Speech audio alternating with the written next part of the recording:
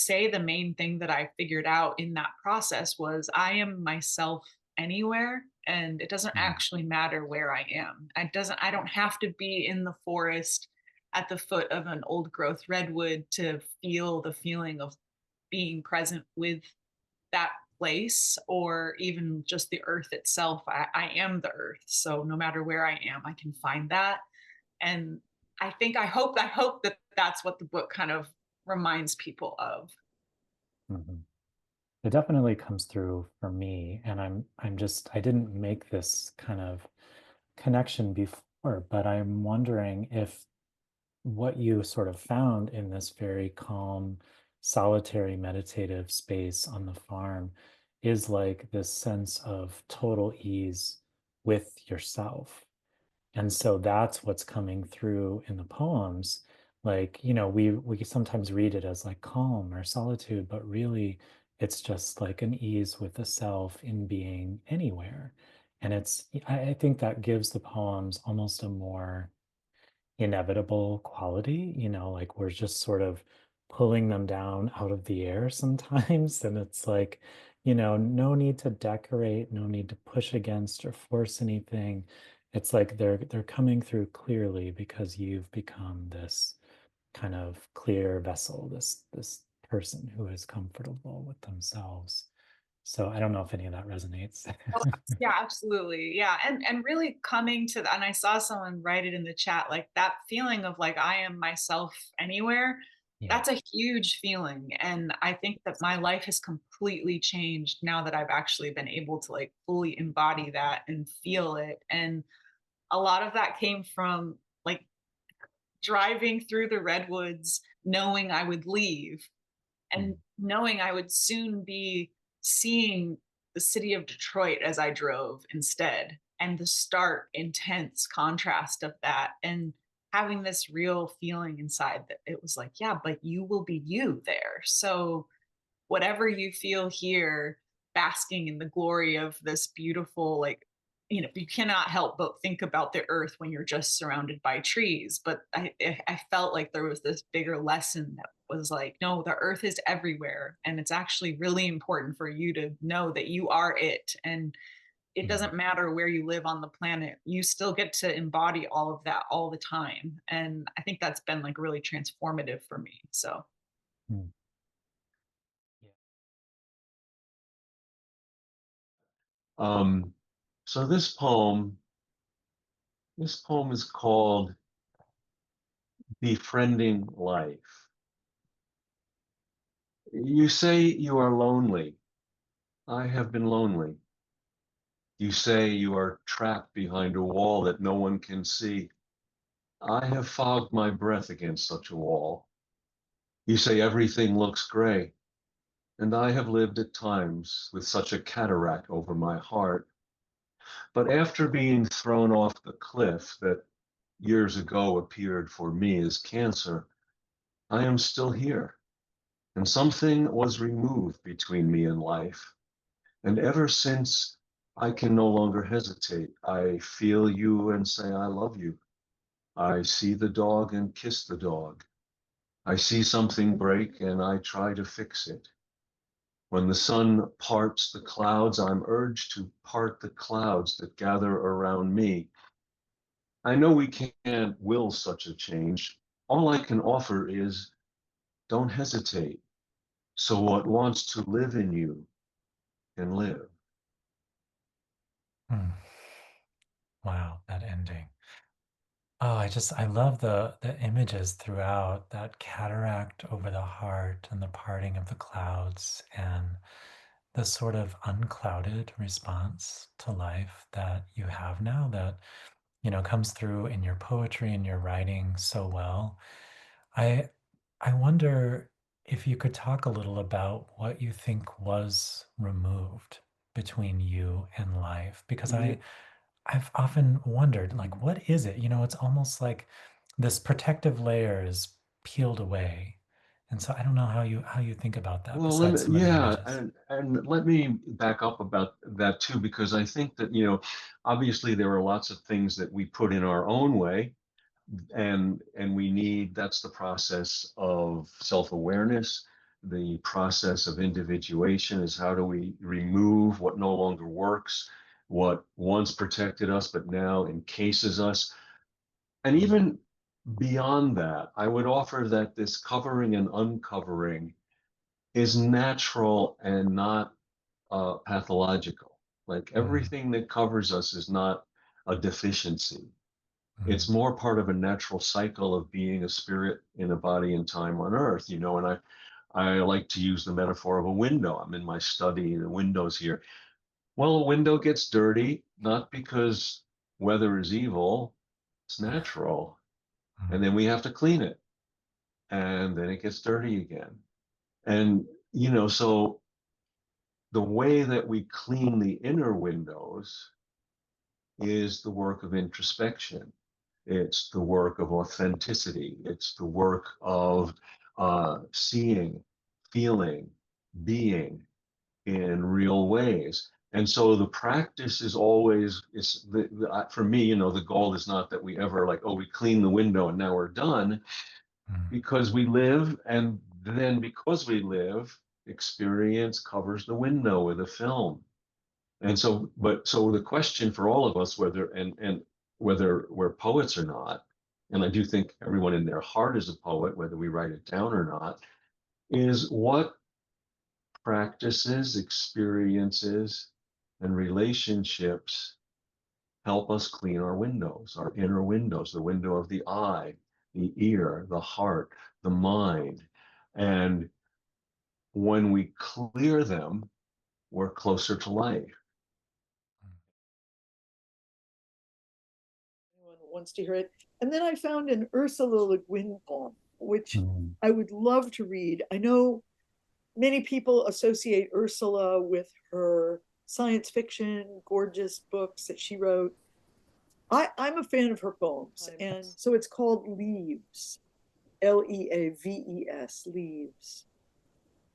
Years do odd things to identity. What does it mean to say, I am that child in the photograph at Kishamesh in 1935? Might as well say, I am the shadow of a leaf of the acacia tree felled 70 years ago, moving on the page the child reads. Might as well say, I am the words she read, or the words I wrote in other years, flicker of shade and sunlight as the wind moves through the leaves. Wow. Ursula. Wow. Oh my gosh. You know, such a simple poem that in a way takes into context all the time of all our lives. And I was saying to my husband that a very gripping question I had as a child was whether older people felt fun in the same way that kids did. And I would ask older people this question, you know, people older than my parents, like more my grandparents' generations. Yeah. And never could I get a satisfying answer. But this is something I wondered when I was a child. And now, as an older person, I do feel that if my grandson were to ask me this, I could say, absolutely, we do. I feel just as much fun, it's just as much a sense of hopefulness in the world, despite all the horror that has happened and is happening on a daily basis. I would say I have no less hope than a child has. I might be a little less idealistic. I don't believe in the hopes in quite the same way, that they will definitely come to fruition. I don't believe the world is fair. I think when I was a child, I believed the world would be fair. I don't believe that anymore. So thinking about time, somehow to me, Ursula gets it all into this little poem. It does. I She might really as does. well say, I'm the shadow, or the words I wrote, or the words a child read, you know, like the questions we asked long ago. I feel like her poem is answering that childhood question. The name of the Mhm. poem is Leaves. Yeah. I mean, for instance, I have no fear of old age. As long as I can write, I'm Yeah. good. I don't have to run a marathon. I don't have to, I mean, I can sit on my couch all day and be doing something actively, Right. And so if I can write poems until the day I'm dying, fine. Nazim Hikmet, when he was imprisoned in Franco's prisons, probably apocryphal, but nevertheless, he was supposed to have picked up a stone and started carving a poem into his Mm. prison wall before he died. So it's like, okay, Yeah. that's a great way to die. I'm fine with that. Better than the semi hitting you. Right. Well, and also to be active, to be doing something. I mean, that's what you say at the end of that, why I write piece is like I write poetry. I write to be doing something while I wait for my appointment with death, you know?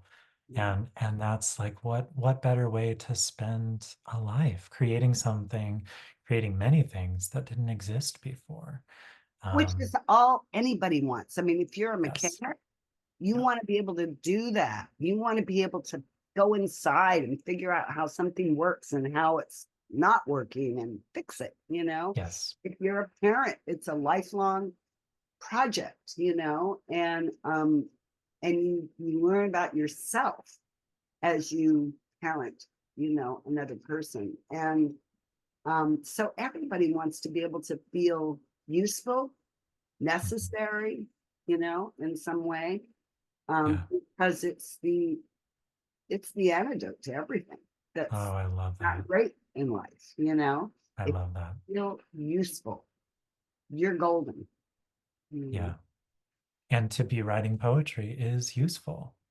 Yeah. I mean, even if it's that rock on the prison wall, it's something. You're doing something. It is that project, the Wisdom Project, which I also love from Sontag. It is that project of trying to understand yourself until the day you die. To do. But it's Right. funny that you say that, what made you the way you are, because I was just wondering, if you grew up with a sense of who your ancestors were and ancestral language, or if this is something that you have had to reclaim over time, because I know that language, native language, is it Anishinaabe? Is that what it's called? Or Anishinaabe, Moen. Anishinaabe, Yeah. Moan. So Moen Yeah, is the language. Yeah. got it.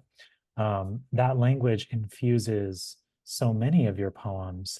And even if I can't pronounce it, obviously I can't speak it, it's not my Uh, language, I love encountering it because it's like, oh, like we're small in comparison to this language that already existed and that held meaning and name and heritage for all of these places and all of these things that you're talking about. So I guess it makes me feel right-sized somehow. I Like, love that. I really yeah. love that. So to answer the question, I was lucky enough to grow up on the reservation. I Mm, was lucky enough that my grandparents' first language was Anishinaabe Moen. uh, But despite that, school does what school does. So there was a point in which I was thinking about, how do I revive the language? Not just from, I mean, language revitalization is really significant right now in Indigenous communities. And I was writing a poem, and I remember one of the lines in there was, how do you conjugate after 40? Because there's this thing that happens, right? And Anishinaabe like a lot of Indigenous languages, um, is kind of complex, and that it has like a center word and there are prefixes and suffixes. The longest word in Anishinaabe is 64 letters long. And the reason is because it's a story. It's not just a thing. Like it tells you the process. So let's see if I can do it for Minabashki, Minasagani, Batoso Chagani, Badwing Washchigani, Bikwajigan, which means, if you wanted just the translation, blueberry pie. but it's not blueberry pie. It's the where the God. berries come from and all of the, you know Oh, what I'm saying? Like there's this yeah. really beautiful image in the language where the berries are covered up because it's the crust, you know, but it's like their little faces are being covered. It's just really beautiful, the story Mhm. that word carries. Um, yeah. Wow, that gave me chills because I love the idea of not just a word that is a whole story. You know, it's like we're used to this idea of maybe like a couple of images standing in for a word, but a word that's a whole story and maybe a kind of history, but also what you were saying about the blueberries, that's giving life to these blueberries. Exactly. Like they Yeah. have a face that's being covered up by the pie crust. I just Yeah. think that that's so vivid. That's so beautiful. And thank you for sharing that with us. Sure, absolutely, Yeah. absolutely. What better way to work in, with the rest of the people who are working on language revitalization than to encourage our fellows, our young writers, to bring the language more into their poetry, because poetry then just as it does, like you give it away, so you're giving the language back, right? So it's Mm, this reciprocal thing where the language is given to you in all kinds of ways, literally from place, from spirits, from ancestors, all of that, it's given to you. It's a gift. And then you give it back. That's what you should do, right? mm. So Growing apples in the county jail. There is big excitement in C Block today. On the windowsill, in a plastic ice cream cup, a little plant is growing. This is all the men want to talk about. How an apple seed germinated in a crack of damp concrete. How they tore open tea bags to collect the leaves, bleached them in water, then laid the sprout onto the bed made of Lipton. How this finger of spring dug one delicate root down into the dark fannings, and now two small sleeves of green are pushing out from the emerging tip. The men are tipsy with this miracle. Each morning, one by one, they go to the window and check the progress of the struggling plant. All through the day, they return to stand over the seedling and whisper. Mm. So many things to love about that poem. I know when I shared it with everyone in the community here in the packet that we all received, um, one of the phrases that really stood out to me was tipsy with miracle. I mean, just to be that way, to move through the world, willing to be tipsy with some small miracle like that. And I noticed as you were reading it, that play of the emerging tip and then going into the tipsy with miracle, which somehow I didn't register when I was reading it, but hearing it, this is why it's so great to hear poetry out loud. It really registered. And it's such a tender moment, ending with the men's voices, even if they are a whisper, this reverence that they were bringing to this living thing is such a beautiful thing. Do you ever get tired of reading that poem? No, I never get tired of reading it. And there's actually a little story that goes with it if you'd Yeah, like to hear the story. always. Yeah. So often I tell the story before I read the poem, but I think in many ways it's almost better after the poem. So I was teaching in the county jail, and the the sheriff's office started up a program called the Code 4 program, where they identified a group of men who were soon to be released back into the community. And they developed this program that would hopefully reduce recidivism by helping these men transition successfully back into living out in the community. And they bathed them in support services and classes like anger management and parenting and financial um, resources like, just balancing a checkbook and interviewing skills. And they asked, and yoga and meditation and like all the stuff you need, right? And they asked me if I would teach a poetry workshop. And I said, absolutely, because Mm. what more do you need to succeed in Right. this life than poetry? Right. I really truly wonder all the time, how do people who aren't poets get through their days? You Mm. know? I Totally. mean, like bad stuff happens all the time. Beautiful stuff happens all the time, and poetry is the vessel in which, we can all express ourselves and then communicate that with each other and connect with each other. And that is the gift I feel like we're giving, you know, Mm. incarcerated people is nobody has ever given them permission to express themselves on this really deep, honest level, and then share with other people and connect with them. So I said yes, but the interesting thing about this workshop, different from all the other workshops I've ever taught in the jail, usually you're escorted by a correctional officer to a classroom, and then the men are escorted to the classroom. You teach the workshop, you push a little button, the correctional officer comes back, takes the men back to their unit, and then I'm escorted out of the jail. But Mm. in this case, I actually was teaching inside their living unit, inside Mm. the place where they were living. And there was a big table surrounded by jail cells. And Wow. that was where they would gather for meals and for workshops and classes that were held in the unit. And so I was escorted in with the correctional officer, and who I said to, if you're going to be in the workshop, you have to participate, because otherwise you're just like this strange lurker off in the corner, Right. and that's going to make everyone feel weird. And to his credit, not only did he participate, but he wrote and he Wow. shared and he was vulnerable, and it was Wow. really touching. But one day I show up to class and there's like this energy in the jail cell. Like it's just, you can feel it, it's palpable. And the men were like, we have to show you this thing.